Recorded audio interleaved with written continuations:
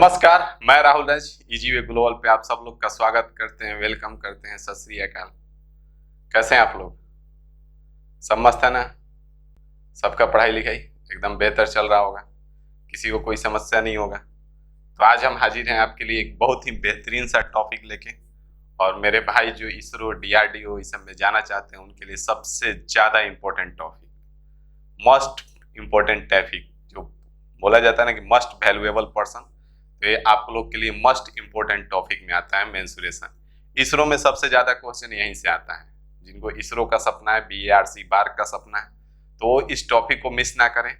और इस टॉपिक का जो हम क्वेश्चन लेके आएंगे तो इस लेवल तक लेके जाएंगे कि आपका रेलवे के ड्राइवर तक का एक क्वेश्चन नहीं छूटेगा, क्योंकि रेलवे के ड्राइवर में 2-3 क्वेश्चन इससे आसान आराम से आ जाता है। और आपका सबसे ज़्यादा क्वेश्चन आता है यहाँ पे इसरो में, BARC में, बार्क में, इसी से ही क्वेश्चन आता है बहुत ज्यादा। ठीक है, 2-2 क्वेश्चन, 3-3 क्वेश्चन आप हर स्टेट में देखेंगे तो मेंसुरेशन से मिलेगा। लेकिन इसरो और DRDO में जो क्वेश्चन आते हैं बार्क में, वो थोड़ा लेवल उनका कम रहता है, बहुत ज्यादा लेवल का क्वेश्चन नहीं रहता है। अगर आप फार्मूला जो हम बताएंगे वो फार्मूला याद करते हुए चलेंगे तो आप आसानी से इसरो और BARC का क्वेश्चन आसानी से कर लेंगे। लेकिन जो रेलवे ड्राइवर वाले हैं उनके लिए थोड़ा सा लेवल लेके चलना पड़ेगा क्वेश्चंस का। ठीक है, तो सबसे पहले हम यहाँ पे 2 पॉइंट क्लियर करेंगे, 1-2 बातें, कि आज तक हम फार्मूला याद करने पे आपको सपोर्ट नहीं किए हैं कि फार्मूला याद कीजिए। कहीं कहीं बोले हैं कि फार्मूला याद रखेंगे तो बेहतर होगा, लेकिन अब आ गया है टाइम आपको फार्मूला याद रखने का, क्योंकि इस टॉपिक में अगर फार्मूला आप याद नहीं रखते हैं तो कुछ भी करके आप क्वेश्चन नहीं बनने वाला है, क्योंकि पूरा ये टॉपिक जो है बेस्ड ऑन फार्मूला ही है। केवल इसमें फार्मूला आपको मिलेगा, हर जगह पे फार्मूला मिलते जाएगा और आप उसको करते चलना है, नहीं तो आप परेशान हो जाइएगा। तो इसको याद कैसे रखा जाएगा तो ये भी बता देते हैं हम ही, क्योंकि याद तो हम ही को करवाना है। तो इसको याद रखने का एक ही तरीका है कि पर डे आपको कम से कम 2, 3, 4, 5 फार्मूला मिलेगा डेली बेसिस पे।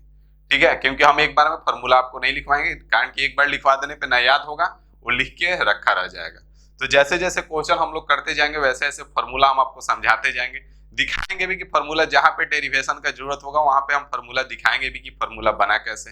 लेकिन आपको करना यही होगा कि जो जो फार्मूला होगा डेली बेसिस पे उसको एक पेज लीजिएगा, 1 या 2 पेज रखिएगा, उसको अलग रखिएगा। ठीक है, और जितना फार्मूला मिलते जाएगा वो क्वेश्चन के साथ, जिस क्वेश्चन में वो फार्मूला रहेगा उस क्वेश्चन के साथ उसको अलग राइट डाउन करेंगे। और जब तक मेंसुरेशन आपका चलेगा तब तक फार्मूला को डेली आपको पढ़ना होगा। लास्ट आते आते आप इस लेवल पे पहुंचेंगे कि आपका एक फार्मूला आपसे गलती नहीं होगा, हर एक फार्मूला आपको याद हो जाएगा। ठीक है, तो आइए ज्यादा देर न करते हुए टॉपिक को स्टार्ट कर लेते हैं और फिर धीरे धीरे आगे बढ़ते हैं। तो मेंसुरेशन स्टार्ट करने जा रहे हैं हम लोग, जिसका नाम है आपका क्षेत्रमिति बोल सकते हैं। बहुत ही बेहतरीन ढंग से पढ़ेंगे इसको हम लोग। इस बात का गारंटी होगा कि जिसको भी मैथ नहीं समझ में आता है उसको क्षेत्रमिति समझाएंगे हम। ठीक है, देखिएगा कैसे समझ में आता है। ना समझ में आए तो फिर बोलिए कि हाँ सर क्या बोले थे। 110% कह रहे हैं कि ध्यान दीजिएगा, 110% आपको हम समझा के छोड़ेंगे, एक एक चीज आपको बताएंगे। बढ़ते हैं आगे यहाँ से। तो यहाँ से आगे बढ़ने पे पहला चीज आया ये चीज। ठीक है, तो इसको देखिए क्या कह रहा है, पढ़िए इसको। यहाँ से अगर देखें हम तो क्या कह रहा है, ध्यान दीजिएगा। मेंसुरेशन है, ठीक है, यहाँ पे लिखा है द्विविमीय। ठीक है, क्या लिखा है? द्विविमीय लिखा हुआ है। और यहाँ पे 2 डायमेंशनल या 2D मेंसुरेशन। ठीक है, यहाँ पे लिखा हुआ है त्रिविमीय या 3 डायमेंशनल या 3D मेंसुरेशन। इन नाम है। तो ये क्या है के लिए किया गया है सर? तो ये किया गया इसलिए है ताकि हमको पढ़ने में थोड़ा आसान हो जाए, चीजों को हम बेहतर ढंग से समझ पाए। चीजों को अलग अलग बांट के जब पढ़ते हैं ना तो चीजें क्लियर हो जाती हैं। जब कोई भी चीज है उसको अगर आप मोबाइल को तोड़ दीजिए और उसका पार्ट बाई पार्ट अलग कर दीजिए तो आपको समझ में आ जाएगा कि बना कैसे है। तो वैसे ही यहाँ से हम मेंसुरेशन को अलग अलग करते जाएंगे और अलग अलग करके जब पढ़ेंगे तो हमको ज्यादा चीजें क्लियर होगा। तो पढ़ने के लिए क्या किया गया कि एक द्विविमीय और एक त्रिविमीय, मतलब कि 3 डायमेंशनल, 2 पार्ट में सबसे पहले मेंसुरेशन को डिवाइड कर दिया गया। अब इसमें आता क्या क्या है, तो 2D मतलब 2 गो जिसमें होगा, 2 मतलब 2 और 3 मतलब 3, ये तो सबको आता है। तो अब क्या होगा, तो जिसमें लंबाई और चौड़ाई केवल होगा उसको 2D में रखेंगे, और जिसको लंबाई, चौड़ाई, ऊंचाई या मोटाई होगा जिसमें 3 होगा, या तो लंबाई चौड़ाई तो फिक्स है, या तो ऊंचाई कहीं होगा या तो मोटाई होगा, तो उसको हम किस में रखेंगे, 3D में रखेंगे। अब इसमें कौन कौन आएगा, तो इसमें रेक्टेंगल होगा, स्क्वायर होगा, ट्रायंगल होगा, पॉलीगन होगा, ये सब 2D में पढ़ेंगे। क्वाड्रिलेटरल होगा, ये सब 2D में पढ़ेंगे। 3D में कौन पढ़ेंगे सर, तो 3D में हम लोग कौन पढ़ेंगे, शंकु, बेलन, सिलेंडर पढ़ेंगे, स्फीयर, गोला पढ़ेंगे, ये सब हम लोग 3D में पढ़ेंगे। इसी का फॉर्मूला डायरेक्ट उठा के पूछ देता है कि शंकु का आयतन का फॉर्मूला क्या होता है, या शंकु का आयतन निम्न में से किस प्रकार से निकाला जा सकता है। तो यहाँ पे हम आपको दिखा भी देंगे कि फॉर्मूला जो है शंकु का बना कैसे है, लेकिन आपको याद रखना फिक्स है कि जरूरी है, ठीक है ना। आगे बढ़ते हैं। 2D मतलब समझ में आ गया, 2 डायमेंशनल मतलब जिसमें केवल लंबाई और चौड़ाई हो गया, जैसे रेक्टेंगल आप देख सकते हैं, रेक्टेंगल में लंबाई और चौड़ाई होता है। स्क्वायर में भी देख सकते हैं कि स्क्वायर में भी लंबाई और चौड़ाई ही होता है, भले उसका लंबाई चौड़ाई बराबर होता है। ट्रायंगल भी वही चीज है। 2D एक और तरीके से अगर समझना चाहे तो 2D का फिगर बनाया जा सकता है, 2D को हाथ से पकड़ा नहीं जा सकता है। क्या किया जा सकता है, 2D का फिगर बनाया जा सकता है, 2D का आप हाथ से पकड़ नहीं सकते हैं। लेकिन 3D वाले 3D में जो भी चीजें आएंगी वो सबको आप हाथ से पकड़ सकते हैं, हाथ में ले सकते हैं, हाथ से टच कर सकते हैं। इसमें आप नहीं कर सकते हैं। जैसे कोन है तो कोन आइसक्रीम सब खाए हैं तो उसको पकड़ सकते हैं। माचिस का डिब्बा होता है वो कीबोर्ड में आता है तो उसको आप पकड़ सकते हैं हाथ से। लेकिन ट्रायंगल है, ट्रायंगल आप पकड़ नहीं सकते हैं। जब ट्रायंगल को पकड़ने चलिएगा तो 3D में बन जाएगा। जब वही ट्रायंगल को आप पकड़ने जाइएगा तो प्रिज्म होगा और ट्रायंगल नहीं होगा। अगर रेक्टेंगल देखे तो माचिस के ऊपर वाला पोर्शन भी रेक्टेंगल ही होता है, लेकिन वो माचिस रेक्टेंगल नहीं होता है, वो कीबोर्ड होता है। तो इसी तरह से हम लोग आगे बढ़ते हैं, ठीक है। 2D और 3D क्लियर हो गया। आगे आइए, आगे यहां से देखिए, तो हम लोग सबसे पहले जो स्टार्ट करेंगे वो 2 डायमेंशनल मेंसुरेशन होगा, 2D मेंसुरेशन होगा, जिसमें दो केवल होगा, लंबाई और चौड़ाई। तो उसमें सबसे पहले आता है आपका ट्रायंगल, क्वाड्रिलेटरल और वृत्त और बहुभुज, सर्किल और पॉलीगन। ट्रायंगल में हम लोग A to Z ट्रायंगल के बारे में पढ़ेंगे, ठीक है। ट्रायंगल में समकोण, त्रिभुज, न्यून कोण, अधिक कोण, समबाहु, विषमबाहु, ये सब पढ़ लेंगे। उसके बाद शिफ्ट करेंगे क्वाड्रिलेटरल पे, चतुर्भुज पे। तो चतुर्भुज में हम लोग आपका स्क्वायर होगा, रेक्टेंगल होगा, पैरेललोग्राम होगा, ये सब पढ़ेंगे। मतलब कि आयत, वर्ग, समलंब चतुर्भुज, समचतुर्भुज, समानांतर चतुर्भुज, सब क्वाड्रिलेटरल में पढ़ेंगे। सर्किल में क्या पढ़ेंगे, सर्किल जो जब आएगा तो सर्किल में हम लोग दो चीज पढ़ेंगे, एक सर्किल पढ़ेंगे और एक सेमी सर्किल पढ़ेंगे, मतलब कि वृत्त और अर्धवृत्त पढ़ेंगे। उसके बाद बच गया पॉलीगन। तो पॉलीगन एक्चुअल में ट्रायंगल भी पॉलीगन ही होता है, क्वाड्रिलेटरल भी पॉलीगन ही होता है, ठीक है। लेकिन ई बहुत ज्यादा इंपॉर्टेंट है, इसलिए इसको अलग करके पढ़ लेंगे। बाकी पॉलीगन में हम लोग पढ़ेंगे जो फिक्स पैटर्न होते हैं, नंबर ऑफ डायगोनल्स कैसे निकालना है, नंबर ऑफ साइड्स कैसे निकालना है, एंगल्स, इंटीरियर एंगल कैसे निकालना है मतलब अंतःकोण, एक्सटीरियर एंगल कैसे निकालना है मतलब कि बाह्य कोण, ये सब हम लोग पॉलीगन में क्लियर करेंगे। यहां तक किसी भाई को कोई तकलीफ नहीं है। तो आइए ट्रायंगल को स्टार्ट करते हैं, आगे बढ़ते हैं, इसको मिटाते हैं। यहां से ट्रायंगल को बांट दिया गया। अब ट्रायंगल को बांटने में भी फिर पंगा हुआ, तो ट्रायंगल को दो टाइप से बांटा गया, ठीक है। एक कोण के अकॉर्डिंग बांटा गया और एक साइड के अकॉर्डिंग बांटा गया। क्या क्या, एक कोण एंगल के अकॉर्डिंग और एक साइड मतलब भुजा के अकॉर्डिंग। तो यहां से कोण को अगर एंगल के अकॉर्डिंग देखें हम, तो इसमें कौन कौन आ जाता है, तो न्यून कोण त्रिभुज हो जाएगा, समकोण त्रिभुज हो जाएगा और अधिक कोण त्रिभुज हो जाएगा। अगर भुजा के अनुसार देखें तो समबाहु त्रिभुज हो जाएगा, समद्विबाहु त्रिभुज और विषमबाहु त्रिभुज हो जाएगा। यहां तक कोई दिक्कत नहीं है। बढ़े आगे ना। ट्रायंगल को किस टाइप से बांटा गया, दो टाइप से। अब ई वाला जो टाइप होगा इसका मेन पोर्शन हम लोग पढ़ेंगे ज्योमेट्री में, ठीक है। कोण वाला पोर्शन को शिफ्ट किया गया ज्योमेट्री में, ज्यामिति में, और इसको यहाँ पे प्रॉपर हम लोग पढ़ेंगे। इसमें का कुछ पोर्शन जो होगा वो यहाँ पे भी पढ़ेंगे और इसमें का कुछ पोर्शन जो होगा वो ज्योमेट्री में भी पढ़ेंगे, ठीक है। क्योंकि मेंसुरेशन और ज्योमेट्री देखा जाए तो सेम होता है, थोड़ा सा का डिफरेंस रहता है, नहीं तो करीब करीब सेम है, ठीक है। तो यहाँ पे हम लोग एक्चुअल में पढ़ेंगे क्या, तो एरिया से रिलेटेड, पेरीमीटर से रिलेटेड, वॉल्यूम से रिलेटेड बातें करेंगे। यहाँ पे हम लोग क्या पढ़ेंगे, तो एंगल से रिलेटेड ज्यादा बात होगा ज्यामिति में। बढ़ते हैं आगे। अब यहां से आइए, तो यहां से कोण के अनुसार कौन कौन त्रिभुज बटा हुआ है, कोण के अनुसार जो त्रिभुज होता है वो कौन कौन होता है, ध्यान से देखिए, इसको नोट भी करते चलिएगा साथ में। पहला है समकोण त्रिभुज। तो समकोण त्रिभुज हम किसको कहते हैं, तो समकोण त्रिभुज यहाँ पे ध्यान से देखिएगा, एक एंगल जो होगा वो समकोण त्रिभुज का 90 डिग्री होता है। तो यहाँ से ए हो गया, बी हो गया और ई सी हो गया, जिसमें ई वाला एंगल जो हो गया 90 डिग्री हो गया। और यहाँ से ए बी और ए सी, इसको कहीं कहीं बोल देता है समकोण बनाने वाली भुजा। तो अगर आपको बोल दे कि समकोण बनाने वाली भुजा, तो समकोण बनाने वाली भुजा कौन कौन होगा? ई वाला साइड और ई वाला साइड। हाइपोटेनियस को हम लोग, ये जो कर्ण होता है ना, तो कर्ण को हम लोग कोण बनाने वाली भुजा में लेके नहीं चलेंगे। समकोण बनाने वाली भुजा कौन कौन होगा? ई वाला होगा और ई वाला ए बी और बी सी होगा। तो समकोण त्रिभुज समझ में आया किसको बोलते हैं? जिसमें एक एंगल 90 डिग्री का होता है, ठीक है ना। जिसमें से यहाँ पे अगर 90 डिग्री है तो 90 डिग्री के सामने वाला जो भुजा होता है वो कर्ण होता है, हाइपोटेनियस होता है। न्यून कोण त्रिभुज, तो जान लेते हैं थोड़ा सा न्यून कोण त्रिभुज बोलते किसको है। तो यहाँ पे न्यून कोण त्रिभुज का मतलब हो जाएगा कि जिसका सभी एंगल 90 डिग्री से कम हो, ठीक है। तो 90 डिग्री से कम कितना भी हो सकता है, तो ये सब एंगल इसमें क्या है? 90 डिग्री से कम। अगर ये मान लेना 30 का हो गया, ये 60 का हो गया, सॉरी 30 60 तो नहीं हो सकता है क्योंकि अगला 90 हो जाएगा, तो 30 हो गया, ये 70 हो गया और ये 80 हो गया। तो ये सब आपका 90 डिग्री से कम है। तो जिस त्रिभुज का सभी एंगल 90 डिग्री से कम हो वो त्रिभुज किस में आएगा? न्यून कोण त्रिभुज में आएगा। तीसरा अगर देखें तो क्या है? अधिक कोण त्रिभुज है। अधिक कोण त्रिभुज का मतलब जिस त्रिभुज का एक कोण 90 डिग्री से ज्यादा हो उस त्रिभुज को क्या बोलेंगे? अधिक कोण त्रिभुज बोलेंगे। जिस भाई को ये सब बातें नहीं पता हो तो हम बोल रहे हैं वीडियो को पॉज कर करके लिखते चलिए, ठीक है। क्योंकि अभी दोबारा आपको ये सब चीज कोई नहीं बताएगा, उठा के देख लीजिएगा। बेवकूफ बनाने का काम सब कोई कर सकता है कि 5 सेकंड में हम आंसर निकाल देंगे और यूट्यूब पे आएंगे 5 सेकंड में आंसर निकाल के चले जाएंगे, ठीक है। लेकिन वो आपको हवा नहीं आएगा, जब एग्जाम में बैठेंगे तो कुछ काम नहीं आता है। तो इस चीज लिखते चलिएगा, जिसको नहीं पता होगा, जिसको पता है उसको तो बेटर है। तो यहाँ से तीनों त्रिभुज समझ में आ गया। समकोण त्रिभुज किसको बोलेंगे, न्यून कोण त्रिभुज किसको बोलेंगे और अधिक कोण त्रिभुज किसको बोलेंगे। यहाँ के बाद हम लोग एक इसको केवल रखेंगे समकोण त्रिभुज को, बाकी इन दोनों को ज्योमेट्री में शिफ्ट करेंगे, ज्यामिति में इन दोनों को पढ़ेंगे।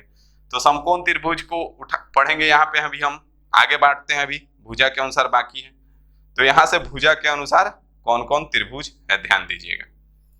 भुजा के अनुसार जो होता है पहला त्रिभुज है वो समबाहु त्रिभुज है, ठीक है। दूसरा जो होता है वो समद्विबाहु त्रिभुज, और तीसरा सबसे खतरनाक त्रिभुज जो होता है वो विषमबाहु त्रिभुज होता है। क्योंकि यहाँ पे इसका तीनों भुजा बराबर होता है, इसका 2 भुजा बराबर होता है, लेकिन इसमें कोई भुजा बराबर नहीं होता। इसीलिए सबसे ज्यादा गेम चेंजर यही होता है, गेम को चेंज कर देता है पूरा का पूरा, ठीक है। क्योंकि इससे बहुत ज्यादा क्वेश्चन बनाया जा सकता है, इससे उठपटांग काम किया जा सकता है। ये बेचारा फिक्स्ड पैटर्न पे चलता है, इसमें उठपटांग काम नहीं कर सकते आप, लेकिन इसमें हो जाता है। तो इसीलिए अगर देखें तो सबसे खतरनाक त्रिभुज जो होता है वो विषमबाहु त्रिभुज होता है। यहाँ से समबाहु त्रिभुज किसको बोलते हैं? तो जिसका सब भुजा बराबर, ऑल साइड्स आर इक्वल। और जब ऑल साइड्स आर इक्वल होंगे, मतलब कि अगर इस तरह से कुछ बनाया समबाहु त्रिभुज हम, जिसका ये तीनों भुजा बराबर है, और समबाहु, सम मतलब बराबर, बाहु मतलब बराबर भुजा वाला। तो जब ये तीनों भुजा बराबर होगा तो ध्यान देना है इसमें तीनों एंगल भी बराबर होगा। और समबाहु त्रिभुज का ये भी फिक्स होता है कि जो सभी एंगल होंगे वो कितने डिग्री के होंगे? 60 डिग्री के होंगे, ये भी याद रखना है। समबाहु त्रिभुज के सभी कोण कितने डिग्री के होंगे? 60 डिग्री के। सेकंड आपका शिफ्ट होता है समद्विबाहु त्रिभुज। तो समद्विबाहु त्रिभुज किसको बोलेंगे? तो जिसकी 2 भुजा बराबर हो, द्विबाहु मतलब 2 भुजा, तो ये दोनों भुजा बराबर होगा, ठीक है। और जब जिस केस में ये दोनों भुजा बराबर होगा तो फिर ये दोनों एंगल भी बराबर होगा। बराबर भुजा से जो बना है इधर एंगल, उसको छोड़ के बाकी का दोनों एंगल बराबर होंगे। यहाँ से ध्यान दीजिएगा, अगर यही हम इस तरह से समद्विबाहु त्रिभुज बनाए जिसका ई भुजा और ई भुजा बराबर है, तब फिर कौन कौन एंगल बराबर होगा? तब फिर आपका ई वाला एंगल और ई वाला एंगल, ये दोनों बराबर होगा, ई वाला एंगल नहीं बराबर होगा, ठीक है। क्या बोल रहे हैं हम? बराबर भुजा से जो बना है एंगल वो बराबर नहीं होगा। बराबर भुजा कौन है? ई वाला है और ई वाला है। तो यहाँ पे जो एंगल बन रहा है इसको छोड़ के बाकी का दोनों एंगल बराबर होंगे। बराबर भुजा से यहाँ पे कौन कौन कौन एंगल बना है? ई वाला एंगल बना हुआ है। बराबर भुजा ई है और ई है, तो ई वाला एंगल बन रहा है यहाँ पे, तो इसको छोड़ के बाकी के दोनों एंगल बराबर होंगे। तीसरा जो है विषमबाहु, जिसका कोई भुजा नहीं होता, बराबर नहीं होता है। और जब कोई भुजा बराबर नहीं होगा तो कोई कोण भी बराबर नहीं होगा। यहां तक किसी को कोई तकलीफ नहीं है। बढ़े ना हम आगे बढ़ते हैं। आइए, भुजा के अनुसार समझ में आ गया। अब यहां से ट्रायंगल हम लोग का स्टार्ट होगा पढ़ना, ठीक है, पढ़ाई के बाद यहाँ से अब हम लोग स्टार्ट करेंगे। तो ट्रायंगल में सबसे पहले अगर देखा जाए तो बस फॉर्मूला जो होता है एक ही होता है, त्रिभुज के क्षेत्रफल बराबर 1/2 गुना आधार गुना ऊंचाई, और परिमाप का एक ही फॉर्मूला होता है, सभी भुजा का योग। बाकी हम अपने सुविधा के लिए अगर याद रख सकते हैं तो बाकी का और भी फॉर्मूला बना लेते हैं, अलग अलग समबाहु का अलग हो जाता है, समद्विबाहु का अलग फॉर्मूला देखेंगे, तो हम अपने सुविधा के लिए इसी फॉर्मूला का यूज करके वो भी बनाते हैं, बिना इसके वो फॉर्मूला नहीं बनेगा। ठीक है, तो यहाँ से अगर चीजों को समझना है तो सबसे पहले इसको समझ लीजिए कि यहाँ से त्रिभुज का क्षेत्रफल बराबर ये जो फॉर्मूला लिखा हुआ है ये 100% गलत, सही नहीं है। जो त्रिभुज का फॉर्मूला लिखा हुआ है 1/2 गुना आधार गुना ऊंचाई, तो ये 100% सही नहीं है। अगर स्टैंडर्ड मेंटेन करेंगे तो ये फॉर्मूला गलत है। कैसे गलत है, कोई बता सकता है? तो यहाँ पे होना जो चाहिए वो होना चाहिए 1/2 गुना आधार, ठीक है, और आधार के साथ गुना में यहाँ पे संगत ऊंचाई लिखा होना चाहिए, कोरस्पॉन्डिंग हाइट, संगत ऊंचाई। अब संगत ऊंचाई क्या होता है? तो संगत ऊंचाई का मतलब ये होता है कि अगर हम किसी त्रिभुज की बात करें, जैसे ये वाला त्रिभुज है यहाँ पे, ठीक है, ये त्रिभुज है, सबको दिख रहा है प्रॉपर ABC, ठीक है। अब यहाँ से अगर हम BC को आधार लेते हैं, किसको? BC को आधार मानते हैं, तो यहाँ पे मान लेना है कि क्षेत्रफल निकाल रहे हैं, तो 1/2 आधार क्या है? BC है, आधार तो BC है, तो हाइट कौन होगा? तो यहाँ पे हाइट जो है सामने के शीर्ष से इस पे लंब डाल दिए, तो ये जो है हाइट हो जाएगा, तो इंटू में AD हो गया। यहाँ तक तो सबको समझ में आ रहा होगा, किसी को दिक्कत नहीं होगा। लेकिन यहाँ से हमको बताइएगा कि अगर हम इस भुजा को आधार मान लें, AB को, कि AB जो है आधार है, किसको मान लिया आधार? AB को। 1/2 गुना AB आधार के जगह पे आ गया, तो अब हाइट क्या होगा? हाइट AD लिख दें। अब हाइट AD नहीं होगा, अब हाइट कौन होगा? यहाँ C से इस पे परपेंडिकुलर डालेंगे, लंब डालेंगे, और ये जो CE होगा ये आपका हाइट बनेगा। ठीक है, यहां तक किसी को कोई दिक्कत है? नहीं है। अगर हम इस AC भुजा को आधार मान लें, किसको आधार मान लें? AC भुजा को आधार मान लें, तो यहाँ से क्षेत्रफल का फॉर्मूला क्या हो जाएगा? क्षेत्रफल में 1/2 आधार के जगह पे AC आएगा ना, तो हाइट अब क्या होगा? तो हाइट के लिए फिर हमको यहाँ से एक परपेंडिकुलर लंब डालना पड़ेगा इस भुजा पे, जिसको आप BF बोल सकते हैं, और यहाँ पे AC गुना BF हो जाएगा। समझ में आ रहा है कि नहीं आ रहा है? समझ में आ रहा है? तो संगत ऊंचाई का मतलब यही होगा कि जिस भुजा को हम आधार मानेंगे, जिस साइड को हम बेस मानेंगे, उसी पे सामने के शीर्ष से अगर परपेंडिकुलर लंब है तो उसको हम ऊंचाई लेंगे, अन्यथा हम उसको ऊंचाई नहीं लेंगे। मतलब कि अगर हम BC को आधार मान रहे हैं तो CE को कभी भी ऊंचाई नहीं ले सकते हैं। अगर BC आधार है तो ऊंचाई कौन बनेगा? AD ही बनेगा। अगर हम AC को आधार मान रहे हैं तो BF को छोड़ के बाकी किसी को हम ऊंचाई नहीं मान सकते हैं। अगर AB को हम आधार मान रहे हैं तो CE को छोड़ के बाकी किसी को हम ऊंचाई नहीं मान सकते हैं। तो संगत ऊंचाई क्लियर हो गया कि मतलब आधार जो होगा उसी पे परपेंडिकुलर होना चाहिए, उसी पे लंब होना चाहिए, उसी को हम ऊंचाई बोलते हैं। इसे यही मतलब होता है कोरस्पॉन्डिंग हाइट का। जैसे इस त्रिभुज में अगर हम थोड़ा सा और क्लियर करना चाहें बात को, तो ABC है, ठीक है, इस समकोण त्रिभुज सबको दिख रहा है 90 डिग्री है। तो अगर यहाँ से हम BC को आधार मान ले, AB गुना BC, 1/2 गुना BC हो गया। अब ऊंचाई कौन होगा? तो यहाँ पे दिख रहा है कि BC पे परपेंडिकुलर कौन है? AB है, तो यहाँ पे गुना में AB आ जाएगा। लेकिन सेम ट्रायंगल को हम कुछ इस तरीके से बनाते हैं, ठीक है, ध्यान दीजिएगा।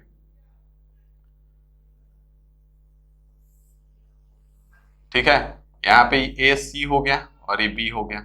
E अब कौन 90 डिग्री है? कितना है? B जो है 90 डिग्री है, B जो शिफ्ट कर दिए ऊपर चला गया और AC को हम नीचे लेके चले आए। तो यहाँ पे फॉर्मूला अगर लगाएं तो 1/2 गुना आधार तो सबको दिख रहा है, AC को ही आप मानेंगे आधार। तो जब आधार AC है तो फिर लंब कौन सा होगा? ऊंचाई कौन सा होगा? तो ऊंचाई के लिए आपको यहाँ से B से एक परपेंडिकुलर डालना पड़ेगा D, और ये जो BD होगा इसका ऊंचाई बनेगा। समझ में आ रहा है कि नहीं आ रहा है? आ रहा है ना?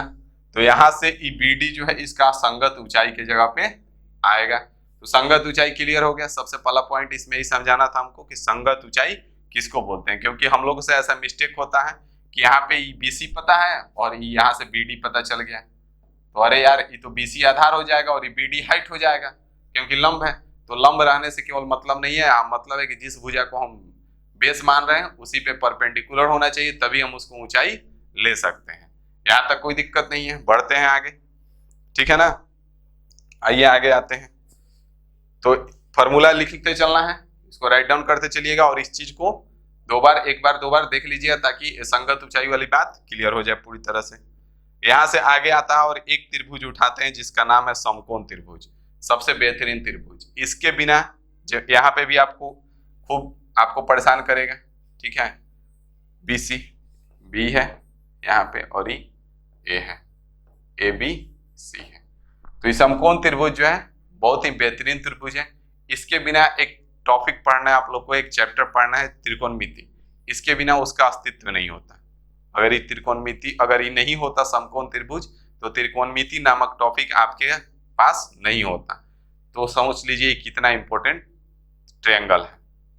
तो समकोण त्रिभुज जो है इसी पे पूरा का पूरा त्रिकोणमिति डिपेंड करता है। हम आपको दिखाएंगे भी, जब त्रिकोणमिति पढ़ाएंगे तो उसमें दिखाएंगे भी कि इसका कितना ज्यादा यूज है। और यूज ही नहीं है, इसी को लेकर के त्रिकोणमिति ही बनाया गया है। तो यहाँ से पहले चीज समझ ले कि समकोण त्रिभुज किसको बोलते हैं, राइट एंगल ट्रायंगल। तो राइट एंगल ट्रायंगल हम उसको बोलेंगे जिसका एक एंगल 90 डिग्री होगा। राइट एंगल ट्रायंगल किसको बोलेंगे, जिसका एक एंगल होगा 90 डिग्री, ठीक है। 90 डिग्री के सामने वाले साइड को क्या बोलते हैं, कर्ण बोलते हैं। 90 डिग्री के सामने वाले साइड को कर्ण बोलते हैं, हाइपोटेनियस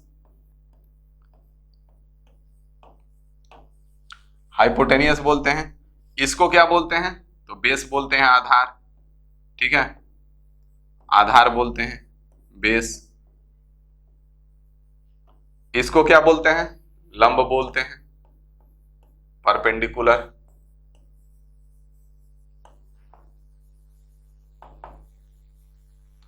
क्या है, परपेंडिकुलर है। इसको डिनोट करने के लिए हम P का यूज करते हैं, इसको डिनोट करने के लिए B का यूज करेंगे और इसको डिनोट करने के लिए H का यूज करेंगे, ठीक है। यहां तक कोई दिक्कत नहीं है।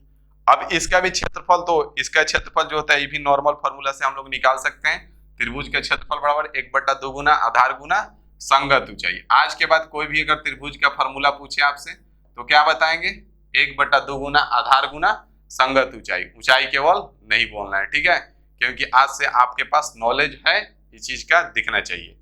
तो त्रिभुज का क्षेत्रफल बराबर क्या होगा, 1/2 गुना आधार गुना संगत ऊंचाई। तो मतलब कि अगर BC आधार है तो यहाँ से AB जो है ऊंचाई बन जाएगा। अगर AC को आप आधार मानेंगे तो यहाँ से BD जो है ऊंचाई बन जाएगा। यहाँ पे लंब डालें अगर ये BD पता है तो, ठीक है। मतलब कि इसी ट्रायंगल में जो सेम ट्रायंगल है, जैसे इसको हम मिटाते हैं थोड़ा सा, सेम ट्रायंगल जैसे है, ठीक है। यहाँ पे अगर देखें तो हम AC को आधार मान ले रहे हैं, ठीक है। अगर AC हमको पता है कि AC कितना है, और हमको पता है क्या पता है, हमको पता है EBD, इस पे लंब डाला हुआ है, EBD पता है। तो जब AC और BD पता है तो यहाँ से भी हम आसानी से इसका क्षेत्रफल निकाल सकते हैं, 1/2 गुना AC, और AC जब आधार बना तो BD हाइट बन जाएगा, तो कोई दिक्कत नहीं है, ठीक है। तीसरा चीज है परिमाप। परिमाप बराबर बार बार बोल रहे हैं सभी भुजा का योग। मतलब अगर ये A है, ये B है और ये C है, साइड है, ठीक है। तो अगर इसका परिमाप निकालना है तो क्या करेंगे, A + B + C। बाकी हम अपने सुविधा के लिए आपको आगे बताते चलेंगे जिसका इंडिविजुअल फार्मूला होता है, लेकिन इसको आप याद रखेंगे। अगर कहीं मिस हो गया, फार्मूला याद नहीं रहा, तो वहां पे कुछ नहीं करना है। परिमाप कैसे निकलेगा, सभी भुजा का योग कर देना है, ठीक है ना। बढ़े आगे, समकोण त्रिभुज, यहां तक किसी को कोई डाउट नहीं है। आगे बढ़ते हैं, इसको मिटाते हैं।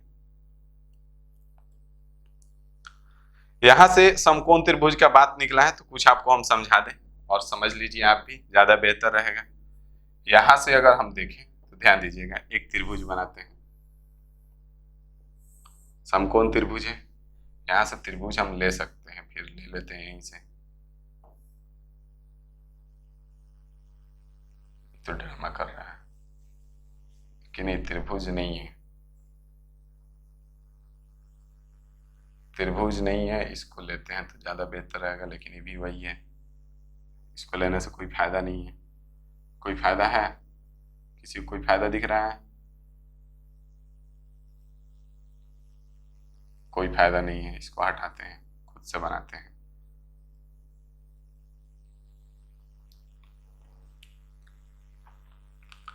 यहां से अगर हम एक त्रिभुज बनाए, समकोण त्रिभुज,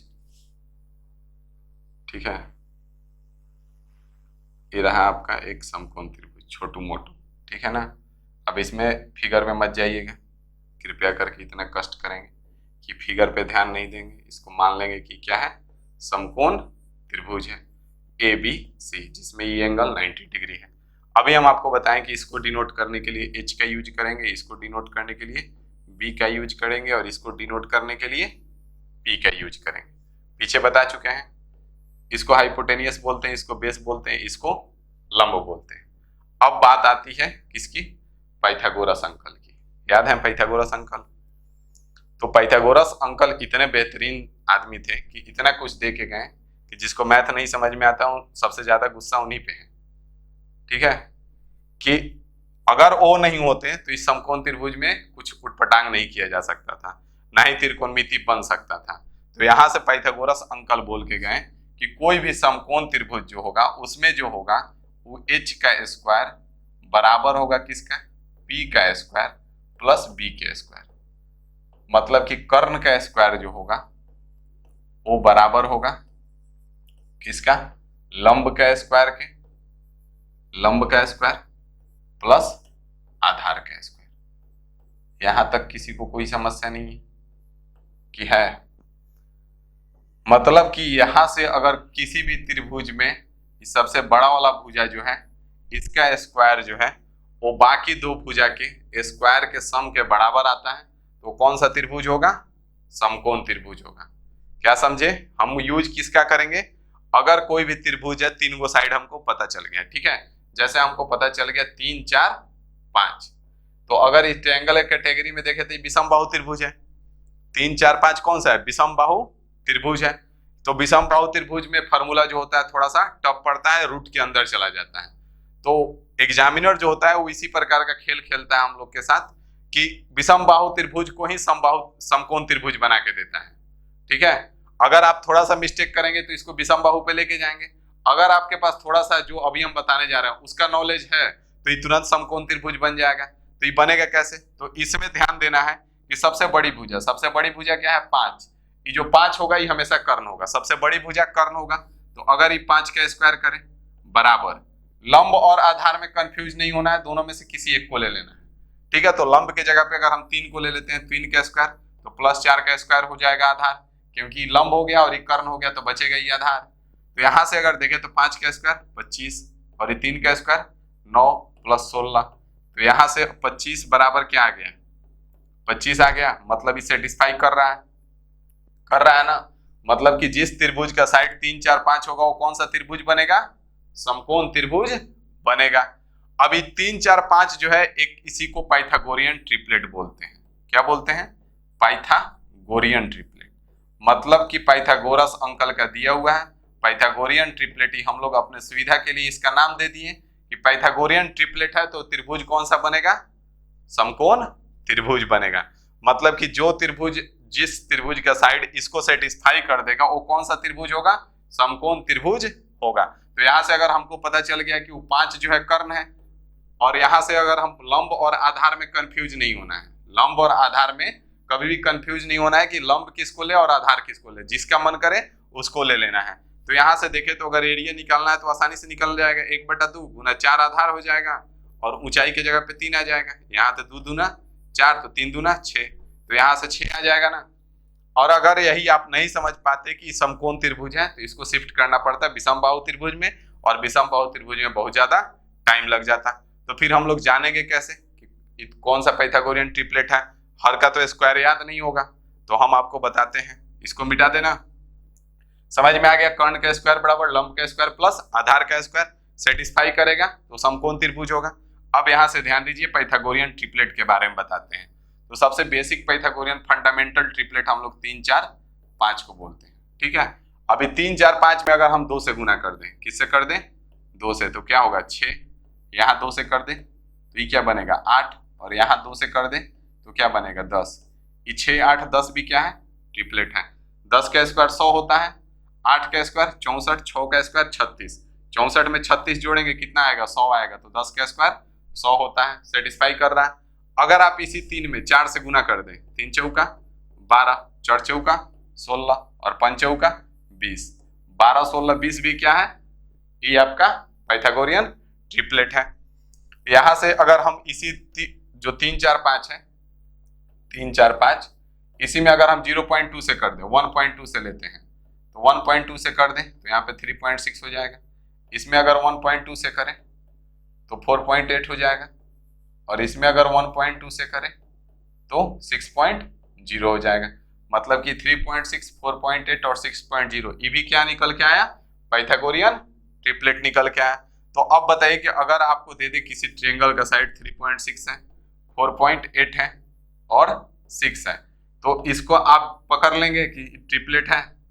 कैसे पकड़ेंगे, तो इसको 3 से डिवाइड करके देखिए, इसको 4 से और इसको 5 से, अगर सब में बराबर आ रहा है तो ट्रिपलेट हो जाएगा। इसको 3 से डिवाइड करेंगे कितना आएगा, इसको 3 से डिवाइड करेंगे 1.2 आएगा, इसको 4 से डिवाइड करेंगे 1.2 आएगा, इसको 5 से करेंगे 1.2 आएगा। मतलब सेम नंबर से यहाँ पे आ गया। अगर ये सेम नंबर आ रहा है मतलब कि क्या है, ट्रिपलेट है। समझ में आ गया। तो ये ट्रिपलेट से जो बनेगा वो त्रिभुज कौन सा होगा, समकोण त्रिभुज होगा। ठीक है, जिसको यहाँ पे क्लियर हो गया वो तो ठीक है, जिसको नहीं भी क्लियर हुआ आगे क्वेश्चंस में हम क्लियर कर देंगे, इस बात का 110% गारंटी है मेरा। आगे बढ़ते हैं, ठीक है ना। इसको पहले आप लोग राइट डाउन कर लें। सबसे बेसिक फंडामेंटल ट्रिपलेट जो है इसको याद रखना है, इतना जो है सबसे ज्यादा इंपॉर्टेंट ट्रिपलेट में आता है, हर जगह पे यूज होता है। 9 40 41 करके दे देगा, तो 9 40 41 दे दिया, मतलब कि आपको पता हो जाना चाहिए कि 9 40 41 क्या है, आपका ट्रिपलेट है। और ये अगर ट्रायंगल का साइड क्या है, 9 है, किसी भी ट्रायंगल का साइड अगर 9 है, 40 है और 41 है, तो क्या होगा, समकोण त्रिभुज होगा। ठीक है, जिसमें ये 41 क्या होगा, एच होगा, और बाकी आप इसमें किसी को पी और बी ले सकते हैं। यहाँ पे 20 21 और 9 में कंफ्यूज नहीं होना है। यहाँ से सबसे बड़ा वाला भुजा जो 21 है यही आपका एच होगा, बाकी 9 और 20 इसमें कंफ्यूज नहीं होता है। इसमें किसी को भी पी ले सकते हैं, किसी को भी बी ले सकते हैं, यहाँ तक किसी को कोई समस्या नहीं है। ये 25 जो है ये आपका एच होगा, और इसमें कंफ्यूज नहीं होना है। अगर इसको आप बी ले लेते हैं बेस, तो इसको आप परपेंडिकुलर पी ले सकते हैं। अगर आप इसको बेस ले लिए कि नहीं 24 हम बेस लेंगे, तो 7 को परपेंडिकुलर ले लीजिए, कोई दिक्कत नहीं होने वाला है। बशर्ते कि सबसे बड़ी वाला जो भुजा होगा वो आपका कर्ण होगा, इस बात को याद रखना है। बाकी 2 भुजा में कंफ्यूज नहीं होना है। अब इस तरह से अगर हमको कहीं पे मिल गया ट्रायंगल, किसी भी त्रिभुज, कोई एक त्रिभुज है जिसकी भुजा की लंबाई 16 63 और 65 है, कोई एक त्रिभुज है जिसकी भुजा की लंबाई क्या है 16 63 और 65, तो उसका क्षेत्रफल ज्ञात करें। तो अगर आप इसको नहीं पकड़ पाए अगर कि ट्रिपलेट है, तो फिर आपको क्या करना पड़ेगा, आपको विषम बाहु में शिफ्ट करना पड़ेगा, और विषम बाहु में लंबा चला जाएगा। तो इसलिए इसको ये सबसे इंपॉर्टेंट है। ट्रिपलेट तो बहुत सारा है, अनगिनत है, अनलिमिटेड है, लेकिन कुछ जो इंपॉर्टेंट है, सबसे ज्यादा बार रिपीटेड है, उनको हम एक जगह कर दिए हैं और आप याद कर लेंगे। तो अगर आपको देख के पता चल गया कि समकोण त्रिभुज है, तो कुछ नहीं करना है, 1/2, और हम क्या बोले हैं, सबसे बड़ी वाली भुजा को कर्ण है, तो इसको हटा देना है। कर्ण का एरिया में कोई जरूरत नहीं है, बाकी लंब और आधार है, तो 1/2 गुना 16 गुना 63 करके आसानी से इसका एरिया निकाल सकते हैं। समझ में आ गया, यहां तक किसी को कोई दिक्कत है, किसी को किसी प्रकार का कोई समस्या नहीं है ना। तो बढ़े आगे, ट्रिपलेट लिख लिए कि नहीं लिखे अभी तक, इसको आप लोग इसको मिटा दे रहे हैं, इसको आप लोग लिख लेंगे, ठीक है ना। और उसके बाद हम बढ़ेंगे अब आगे, ठीक है।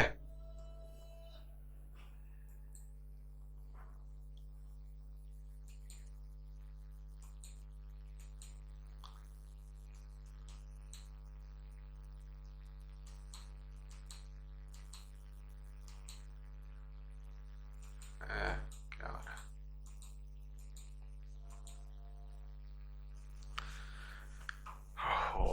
कहाँ गया, कहाँ गया, कहाँ गया, कहाँ गया, कहाँ गया। यहीं पे थे हम लोग समकोण त्रिभुज पे। ठीक है, तो आइए अब बढ़ते हैं आगे। ये चीज समझ में आ गया, समकोण त्रिभुज समझ में आ गया, आगे बढ़ते हैं। समकोण त्रिभुज के बाद आता है आपका समबाहु त्रिभुज। क्या आएगा? समबाहु त्रिभुज। तो समबाहु त्रिभुज जैसे यहाँ पे फिगर बना हुआ है एक ABC। ठीक है, तो इसमें जो पॉइंट हम बताते जा रहे हैं उसको ध्यान में रखना है। पहला पॉइंट कि इसका तीनों साइड इक्वल होगा। क्या होगा? समबाहु त्रिभुज का तीनों साइड इक्वल होगा। दूसरा पॉइंट, तीनों एंगल इक्वल होगा। समबाहु त्रिभुज का तीनों एंगल आपस में बराबर होंगे, यहां तक कोई दिक्कत नहीं है। तीसरा पॉइंट, समबाहु त्रिभुज का प्रत्येक एंगल 60 डिग्री का होगा। समबाहु त्रिभुज का प्रत्येक एंगल कितने डिग्री का होगा? 60 डिग्री का, यहां तक कोई दिक्कत नहीं है। चौथा पॉइंट, तो इसको हम मिटाते हैं, इसको हम मिटा दे रहे हैं। चौथा पॉइंट इसमें से याद क्या रखना है? चौथा पॉइंट ध्यान दीजिएगा, बहुत ज्यादा इंपॉर्टेंट है। अगर हम इस सामने वाले शीर्ष से ए से इस पे लंब डालेंगे, ठीक है, किस पे? BC पे। तो अगर हम A से BC पे लंब डालें जो कि AD है, तो ये जो लंब होगा, ये जो AD है, ये BC को दो बराबर भाग में बांटेगा। मतलब कि जहां जितना BD होगा उतना ही DC होगा। केवल किस में होता है ये चीज? समबाहु त्रिभुज में होता है। ठीक है, कि सामने वाले शीर्ष से अगर हम सामने वाली भुजा पे लंब डालते हैं तो सामने वाली भुजा को दो बराबर भाग में बांट देता है, क्योंकि समबाहु त्रिभुज में जो लंब होता है वही माध्यिका का भी काम करता है। और माध्यिका क्या होता है ये हम लोग ज्योमेट्री में शिफ्ट करेंगे। माध्यिका के बारे में डिटेल में हम लोग ज्योमेट्री में पढ़ेंगे, क्योंकि यहाँ पे माध्यिका का उतना यूज नहीं है मेंसुरेशन में। तो बस इतने याद रखना है कि अगर किसी भी समबाहु त्रिभुज में सामने वाली शीर्ष से सामने वाली भुजा पे लंब डालते हैं तो सामने वाली भुजा को क्या करेगा? दो बराबर भाग में बांट देगा। जैसे यहाँ से A से हम AD पे लंब, यहाँ पे BC पे लंब डाले तो BC को दो बराबर भाग में बांट दिया।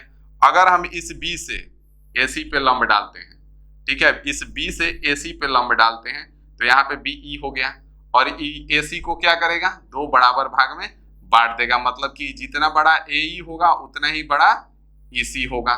अगर हम इस C शीर्ष से, इस शीर्ष है C से अगर हम AB पे लंब डालते हैं, AB पे लंब डाल दिए CF, तो यहाँ पे ये जो CF होगा ये AB को दो बराबर भाग में बांट देगा। मतलब कि जितना बड़ा AF होगा उतना ही बड़ा BF होगा। समझ में आया कि नहीं आया? तो ये चीज जो होता है वो किस में होता है? समबाहु त्रिभुज में होता है। तीनों चारों पॉइंट याद रहेगा। सभी भुजा बराबर होते हैं, सभी कोण बराबर होते हैं, सभी कोण 60 डिग्री के होते हैं। और उसके बाद अगर सामने वाले शीर्ष से सामने वाली भुजा पे हम लंब डालेंगे तो सामने वाली भुजा को दो बराबर भाग में बांट देगा। ठीक है, पहला पॉइंट यहाँ पे जो लिखा हुआ है all sides and all angles are equal, बता दिए आपको। दूसरा पॉइंट लिखा हुआ है समबाहु त्रिभुज का क्षेत्रफल बराबर 1/2, सॉरी, समबाहु त्रिभुज का क्षेत्रफल बराबर √3/4। इनटू में A की जगह पे हम भुजा को लेके चल रहे हैं, भुजा स्क्वायर। ठीक है, समबाहु त्रिभुज का क्षेत्रफल बराबर क्या होगा? √3/4 भुजा स्क्वायर। मतलब कि यहाँ पे भुजा क्या है? इसका A है। क्या है? भुजा A है। इस भुजा का लंबाई सबका बराबर है तो सब A होगा, और क्षेत्रफल बराबर क्या होगा? 1/2 गुना, सॉरी, √3/4 भुजा स्क्वायर।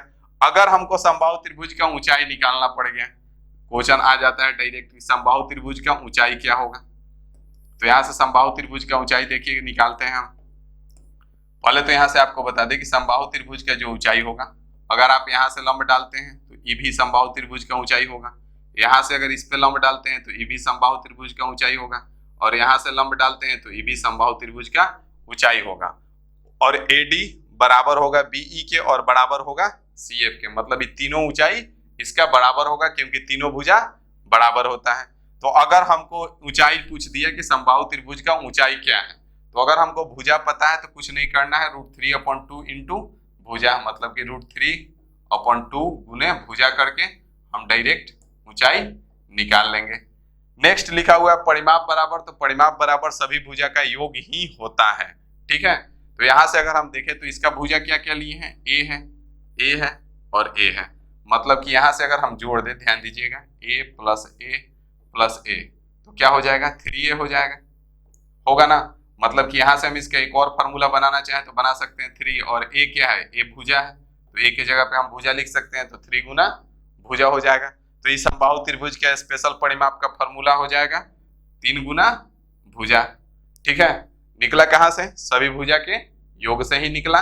ठीक है, क्या निकला? 3 गुना भुजा। तो अगर आपको इस याद रख सकते हैं तो याद रखिए, नहीं याद रख सकते हैं तो इसको याद रखिए। अगर ये तीनों भुजा पता है तो तीनों को जोड़ दीजिए, परिमाप निकल के चला जाएगा। सेकेंड चीज आपको हम बताए नहीं, यहाँ पे वो छोटा सा चीज था कि परिमाप का बात करेगा मतलब इस बाउंड्री का बात करेगा। परिमाप का मतलब क्या होता है? इस बाउंड्री का बात करता है। परिमाप का मतलब इस बाउंड्री का बात करेगा, पेरीमीटर का मतलब इस बाउंड्री का बात करेगा। अगर क्षेत्रफल का बात करेगा तो ई वाला पोर्शन का बात करेगा, ये बीच वाला का। क्षेत्रफल मतलब इस बीच वाले पोर्शन का बात कर रहा है। तो यहां से अगर किसी भी क्वेश्चन ने बोल दिया तार लगाने का खर्च, तो तार अगर लगाएगा तो बाउंड्री पे लगाया जाता है। खेत में तार लगाते हैं तो किस पे लगाते हैं? बाउंड्री पे लगाते हैं। अगर दीवार खींचेंगे, दीवार जोड़ने का खर्च तो किस पे करेंगे? बाउंड्री पे करेंगे। अगर मिट्टी डलवाने का बात किया तो मिट्टी किस पे डलवाता है आदमी? बीच वाला एरिया में डलवाता है। तो फिर वहां से आपको समझ जाना है कि इस एरिया का बात कर रहा है। ठीक है, यहां तक किसी को कोई समस्या नहीं है। अब आते हैं हम समबाहु त्रिभुज के मेन पॉइंट पे कि सर ई क्षेत्रफल जो है, आप बोले थे कि एक ही क्षेत्रफल है उसी से बना है, तो ई कैसे बना है? कीड़ा काट रहा है कि नहीं काट रहा है? सबको परेशानी हुआ है कि नहीं हुआ है? तो इसको समझ लेते हैं कि समबाहु त्रिभुज का जो क्षेत्रफल है ये भी बना हुआ है 1/2 गुना आधार गुना ऊंचाई से ही। कैसे बना है आपको दिखाते हैं, उसके बाद आगे बढ़ेंगे। ठीक है, तो आइए दिखाते हैं, इसको मिटाते हैं। यहां से हम एक समबाहु त्रिभुज ड्रॉ करते हैं, ध्यान दीजिएगा, थोड़ा बड़ा बनाते हैं।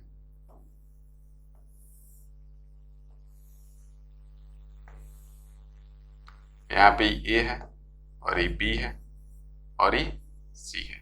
यहां तक किसी को कोई समस्या नहीं है। यहां से समबाहु त्रिभुज है, तीनों भुजा बराबर है। किसी को लग रहा होगा कि बड़ा छोटा है, तो फिर ऐसा ना लगे, अपने आंख को बंद करें और इमेजिन कर लें कि समबाहु त्रिभुज है।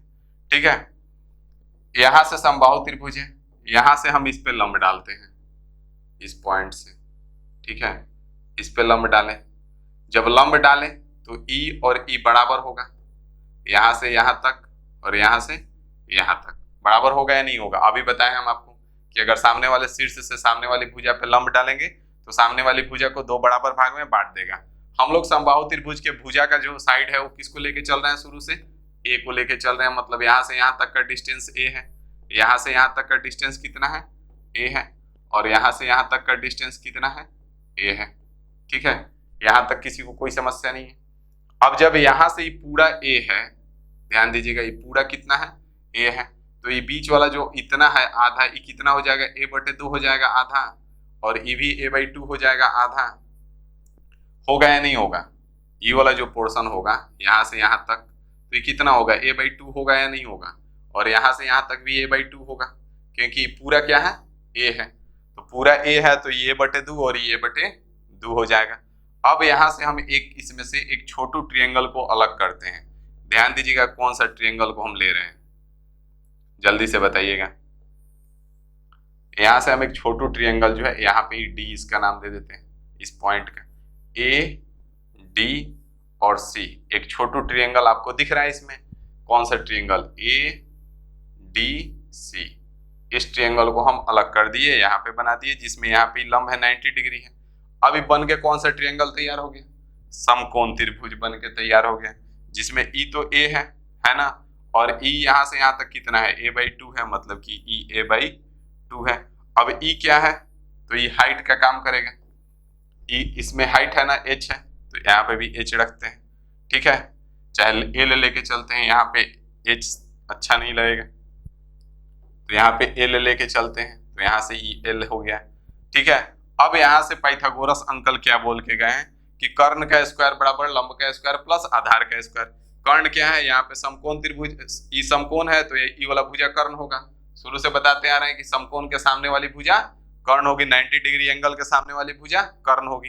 तो कर्ण का स्क्वायर मतलब कि ए का स्क्वायर बराबर होगा किसके? लंब का स्क्वायर मतलब कि एल का स्क्वायर, प्लस में आधार का स्क्वायर मतलब a/2 का स्क्वायर। तो यहाँ से a/2 का स्क्वायर। ठीक है, यहाँ से अगर ये a का स्क्वायर है, ध्यान दीजिएगा, ई एल का स्क्वायर और प्लस में ए स्क्वायर बटे में 4। इस एल को हम यहीं पे छोड़ते हैं, एल स्क्वायर को ज्यों का त्यों रखते हैं। इसको हम इधर लेके आ जाते हैं, तो ए स्क्वायर माइनस ए स्क्वायर बटे 4 हो जाएगा। होगा या नहीं होगा? ए स्क्वायर माइनस ए स्क्वायर बटे 4 क्या किए हैं यहाँ पे, इसको हम इधर लेके आए हैं। तो जब इसको इधर लेके आए हैं तो ए स्क्वायर यहाँ पे पहले से है, और ई जब इधर आएगा तो माइनस ए स्क्वायर बटे 4 हो जाएगा। यहाँ से एल स्क्वायर बराबर 4 नीचे हो जाएगा तो 4a स्क्वायर माइनस में ए स्क्वायर हो जाएगा। होगा या नहीं होगा? होगा गुरुजी। यहाँ से एल स्क्वायर बराबर 3a स्क्वायर बटे में 4 हो जाएगा। तो यहाँ से एल बराबर क्या मिल जाएगा, अंडर रूट 3a स्क्वायर बटे में 4। तो यहाँ से एल बराबर क्या आ जाएगा, 4 का 2 बाहर निकल जाएगा, निकलेगा रूट 3 का तो 3 बाहर निकलेगा नहीं तो रूट 3 हो जाएगा, और ए स्क्वायर हो तो ए स्क्वायर का ए बाहर निकल जाएगा। तो यहाँ से एल जो आ गया वो क्या आ गया, रूट 3/2 गुना भुजा। एल क्या है, इसका ऊंचाई है समबाहु त्रिभुज का। एल यहाँ पे क्या है, एल ऊंचाई का काम कर रहा है, तो ऊंचाई निकल के आ गया रूट 3/2 और गुना ए का मतलब क्या है, भुजा है। तो यहाँ से हम आपको एक चीज दिखाने का कष्ट करेंगे। यहाँ पे ध्यान दीजिए, समबाहु त्रिभुज का ऊंचाई बराबर क्या लिए हैं, रूट 3/2 गुना ए भुजा। यहाँ पे भी हम लोग कहा गया रूट 3/2 गुना भुजा। तो यहाँ से ऊंचाई का फॉर्मूला समझ में आ गया कैसे निकला। अब आगे बढ़ते हैं और यहाँ से क्षेत्रफल निकालते हैं। आइए फटाफट यहाँ से क्षेत्रफल निकालने चले। तो क्षेत्रफल बराबर होता क्या है, एक ही फॉर्मूला हम बताए हैं, 1/2 गुना आधार गुना संगत ऊंचाई। आज के बाद कभी भी कोई ऊंचाई केवल नहीं बोलेगा, क्या बोलेगा, संगत ऊंचाई। तो यहाँ से क्या हो जाएगा, संगत ऊंचाई। अब यहाँ से ध्यान दीजिएगा, 1/2 गुना आधार। आधार क्या है भाई, तो क्षेत्रफल किसका निकाल रहे हैं, इस त्रिभुज का क्षेत्रफल निकालना है ना हमको। तो इस त्रिभुज के क्षेत्रफल में इसको आधार लेंगे, तो ये आधार कितना है, ए है। तो यहाँ पे आधार के जगह पे ए आ गया। संगत ऊंचाई, अब ऊंचाई कितना है, तो ऊंचाई ई वाला बनेगा, बनेगा या नहीं बनेगा, तो बनेगा। तो यहाँ से एल आ गया, ठीक है। अब यहाँ से ध्यान दीजिएगा, 1/2 गुना ए, और एल के जगह पे क्या रखेंगे, तो एल बराबर कितना आया है, रूट 3/2 गुना ए। तो यहाँ से एल बराबर क्या है, रूट 3/2 गुना ए। अब यहाँ से आगे बढ़िए, 2 दूना 4, तो नीचे क्या मिल गया, 4 मिल गया। ऊपर क्या मिला, तो ऊपर रूट 3 है, और ए में ए से गुना करेंगे तो ए स्क्वायर, मतलब कि रूट 3/4 गुना में भुजा स्क्वायर। ए जो है वो भुजा लेके चल रहे हैं। आगे क्षेत्रफल का फॉर्मूला, तो देखे कहाँ से निकला, 1/2 गुना आधार गुना संगत ऊंचाई से निकला। निकला या नहीं निकला, समझ में आया या नहीं आया, यहाँ तक कोई दिक्कत नहीं है। तो यहाँ से इसको दिखाएंगे हम आपको, बिना दिखाए हम मानेंगे नहीं। यहाँ से क्या लिए थे, एक रूट 3/4 ए स्क्वायर आया था, यहाँ पे भी हम लोग को आ गया है रूट 3/4 ए स्क्वायर। आया है कि नहीं आया है, आ गया है। तो फॉर्मूला समझ में आ गया। तो इसको आपको याद कर लेना है कि समबाहु त्रिभुज के क्षेत्रफल का फॉर्मूला क्या होगा, रूट 3/4 इंटू भुजा स्क्वायर। फॉर्मूला याद रहता है तो कम टाइम में निकाल पाएंगे। अगर फॉर्मूला याद नहीं रहेगा तो फिर आपको पहले ऊंचाई निकालना पड़ेगा बाई प्रोसेस, और एल निकालिएगा, तब जाकर के फिर इस फॉर्मूले से क्षेत्रफल निकलेगा। तो आप फॉर्मूला याद रखेंगे, हमको पूरा उम्मीद है। और हम आज के लिए इतना ही रखेंगे, आपसे इजाजत चाहेंगे। अब हम आपसे मिलेंगे कल, ठीक है, निर्धारित समय से। और आगे अभी बहुत कुछ पढ़ना बाकी है, अभी तो स्टार्ट हुआ है, ठीक है ना। तो चलिए आज के लिए इतना ही रखते हैं, कल मिलते हैं। कल हम लोग डिस्कस करेंगे आइसोस्केलस ट्रायंगल समद्विबाहु त्रिभुज, ठीक है। तो चलिए, थैंक यू।